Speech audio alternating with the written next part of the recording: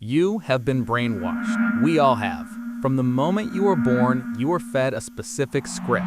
Go to school, get a job, save for a down payment, buy a house. Renting is throwing money away, they say. Buying a house is the best investment you'll ever make, they say. Your home is your biggest asset, they say.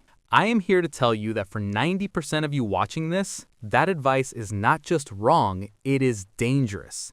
It is financial suicide. The house you live in is not an asset. It is a liability. It is a wealth killer. And the obsession with buying one is the single biggest reason the middle class stays the middle class. See, you look at a house and you see a nest egg. I look at a house and I see a consumption machine. I see a giant vacuum cleaner that sucks liquidity out of your life and traps it in drywall and roofing tiles. When you buy a house, you aren't building equity. You are signing up for a 30-year subscription to phantom costs, unrecoverable losses, and catastrophic opportunity cost. Everyone does the simple math. They compare their mortgage payment to their rent payment. They say, hey, my mortgage is $2,000 and rent is $2,000, but with the mortgage, I'm paying myself. That is the logic of a child. That is the logic that keeps you poor. Today, we are going to do the real math. The math the real estate agents don't show you. The math the banks pray you never figure out.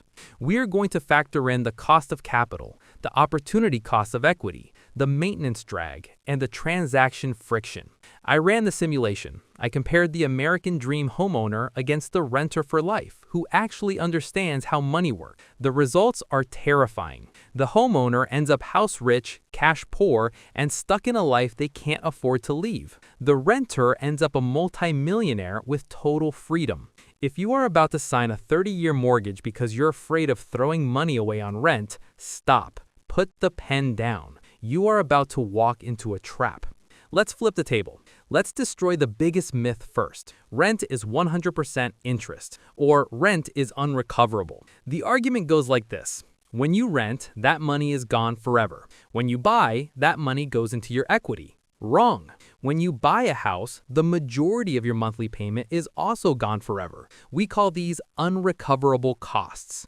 And if you actually add them up, they are often higher than rent. Let's break down your mortgage payment. PITI. Principal, interest, taxes, insurance. Principal is the money you keep. That's the equity. Interest, that is rent. You are renting money from the bank. That money is gone. You never see it again. Property taxes, that is rent. You are renting the land from the government.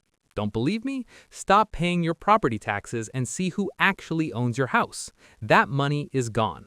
Insurance, that is a service fee to protect the bank's asset. Gone. HOA fees, gone. So in the first 10 years of a mortgage, when your payments are mostly interest, almost none of your monthly check is going to you. You are just paying rent to the bank and the government instead of a landlord. But it gets worse, because homeowners have a secret expense column that renters don't have. Maintenance.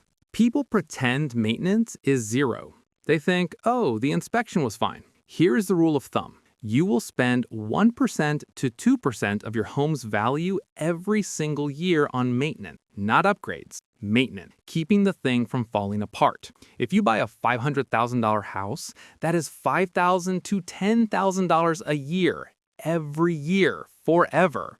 A new roof, 15 grand. New HVAC, 10 grand. A water heater explodes, 3 grand. Termites, 5 grand. When you rent, the landlord pays for the new roof. The landlord fixes the toilet. The landlord handles the termites. That cost is included in your rent. When you own, that cost comes out of your net worth. So let's do the unrecoverable cost calculation properly. Let's say you are looking at a $500,000 house. Interest at 6%, that's $30,000 a year gone. Property tax at 1.5%, that's $7,500 a year gone. Maintenance at 1%, that's $5,000 a year gone. Insurance, another $1,500 gone. Total unrecoverable costs, $44,000 a year. That's nearly $3,700 a month of money you are lighting on fire. If you can rent a similar house for $3,000 a month, renting is literally mathematically cheaper. You are saving $700 a month in burn rate by renting. Throwing money away on rent? No, You are paying for a service, shelter, and you are paying less for it than the homeowner is paying for the privilege of calling themselves an owner. The homeowner is the one throwing money away. They are throwing it at the bank, the county assessor, and the plumber. Section 2. The opportunity cost of the down payment. Now, let's talk about the silent killer, the one nobody puts on the spreadsheet, the down payment. To buy that $500,000 house, you need 20% down to avoid PMI. That's $100,000 cash, plus closing costs. Let's call it $110,000 out of pocket. You take that $110,000 and you bury it in the house. What is that money doing for you? It is saving you the mortgage interest. That's it. It's earning a return equal to your interest rate, let's say 6%. But what could that money do if you didn't buy the house? If you took that $110,000 and put it in an index fund, historically, you get a 10% return. So by locking that money in the house, you are losing the difference between the stock market return and the housing return. You are paying an opportunity cost. Let's project this out over 30 years. Scenario A, the homeowner. You put the $110,000 into the house. In 30 years, the house appreciates. Real estate historically tracks inflation plus a tiny bit. Let's be generous and say the house appreciates at 4% a year. Your $500,000 house becomes worth $1.6 million. Sounds great, right? You made $1 million. We'll ignore the fact that you paid $1 million in interest, taxes, and maintenance to get it for a second. Scenario B, the renter. You take that $110,000 and put it in an index fund. You never add another penny to it. Just let it sit there, compounding at 10%. In 30 years, that $110,000 grows to $1.9 million. You made more money just letting the down payment sit in the stock market than the homeowner made on the entire value of the house. And we haven't even talked about the monthly savings yet. Remember, the renter's unrecoverable costs were lower. The renter was saving $700 a month compared to the homeowner's burn rate. If the renter invests that $700 difference every month for 30 years, that's an additional $1.5 million. So the renter has a portfolio of $1.9 million from the down payment plus $1.5 million from the monthly savings. Total net worth, $3.4 million. Liquid, accessible, cash. The homeowner, they have a house worth $1.6 million.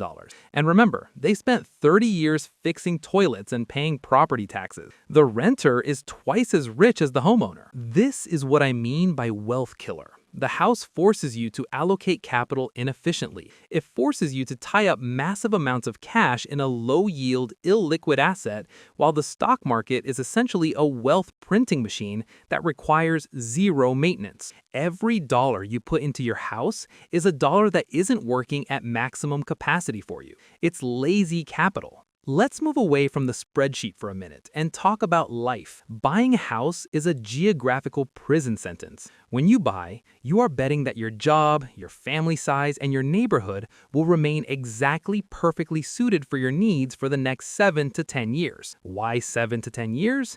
Because of transaction costs. This is another fee the real estate industry whispers about. It costs money to buy and sell houses. A lot of money. When you sell a house, you pay 6% in agent commission. You pay transfer taxes. You pay closing costs. To sell a $500,000 house, it costs you roughly $30,000 to $40,000 just to exit the trade. So if you buy a house and have to move in 3 years, you will almost certainly lose money. The appreciation of the house won't cover the transaction costs of selling it. So you're stuck. Imagine you get a job offer in a different city, a 50% raise, a career-defining opportunity. If you rent, you break your lease, pay a small penalty, and you go. You take the raise, you build your career.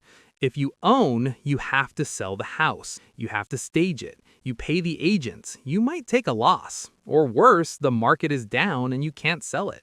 So you turn down the job. You just paid a massive career opportunity cost because of your house. I see this all the time. People in their 20s and 30s buy houses because they think they're supposed to. Then they get trapped. They pass up promotions. They commute 2 hours a day because they can't move. They stay in neighborhoods that decline. The house owns them. Renting buys you the most valuable asset in the modern economy, agility. In a world where companies lay people off via Zoom and industries disappear overnight, being able to move is a superpower. Being anchored to a specific plot of dirt with a 30-year debt contract is a liability. And let's talk about risk concentration. If you are a typical homeowner, 80 to 90% of your net worth is in one house, on one street, in one town. If the local factory closes, your home value tanks. If the neighborhood gets bad, your home value tanks. If the city raises taxes, your costs go up. If a flood happens, good luck with insurance. You are putting all your eggs in one basket, and then you are borrowing money to watch that basket. The renter, though, their wealth is in the S&P 500. It's in the top 500 companies in America. It is globally diversified. If one city fails, their portfolio doesn't care. They are anti-fragile. The homeowner is incredibly fragile. Let's run the full tape. 30 years, head-to-head. Ollie owner. Buys the $500K house, puts $100K down, mortgage is $2,400, taxes, insurance, maintenance add another $1,300, total monthly outflow, $3,700. Ollie feels good. He paints the walls, he mows the lawn, he complains about property taxes at dinner parties. Over 30 years, he pays his mortgage. The house appreciates to $1.6 million. He has no other savings because the house ate all his cash flow. At age 60, he has a paid-off house worth $1.6 million, but he has no cash. He can't eat the drywall. To buy groceries, he has to sell the house or get a reverse mortgage. He is house poor until the day he dies. Rick, renter. Rick takes his $100K down payment and puts it in VOO, Vanguard S&P 500 ETF. He rents a similar place for $3,000 a month. His rent increases over time with inflation, yes, but so do Ollie's taxes and maintenance costs. Rick takes the $700 a month difference he saves in the early years and invests it. As Rick gets raises at work, because he moves cities twice for better jobs, he increases his investment contributions. He never mows a lawn, he never fixes a roof. When the water heater breaks, he calls the landlord and goes to the movies. At age 60, Rick's initial $100K is worth $1.6 million. His monthly contributions are worth another $2 million. Rick has a portfolio of $4 million. And here is the kicker. Rick can live off the 4% rule. He can withdraw $160,000 a year forever without touching the principal. He can rent a penthouse on the beach. He can travel. He is free. Ollie is sitting in his 30-year-old house with a bad back, wondering why he feels broke despite being a millionaire on paper. Who won the game? So, am I saying you should never buy a house? No, but you have to stop calling it an investment. Buying a house is a consumption decision. It is a luxury. Buy a house if you are rich. Buy a house if you have a net worth of $2 million and you want to design your own kitchen. Buy a house if you are willing to light money on fire for the stability of school districts for your kids. But do not buy a house to get rich. Do not buy a house because you have FOMO. Do not buy a house because your parents told you to. If you are trying to build wealth from zero, the math is clear. Rent. Keep your costs fixed. Take the down payment cash and buy productive assets. Businesses, stocks, index funds. Build liquidity. Build freedom. Let the landlord subsidize your housing. In many markets, landlords are losing money every month relative to the cost of the property. Let them take the loss, you take the profit. Stop trying to keep up with the Joneses. The Joneses are broke. The Joneses are drowning in debt to impress people they don't like. Be the renter who owns the bank, not the homeowner owned by the bank. I'm Frank. The math is the math. Don't let the white picket fence become your prison bars. Flip the table.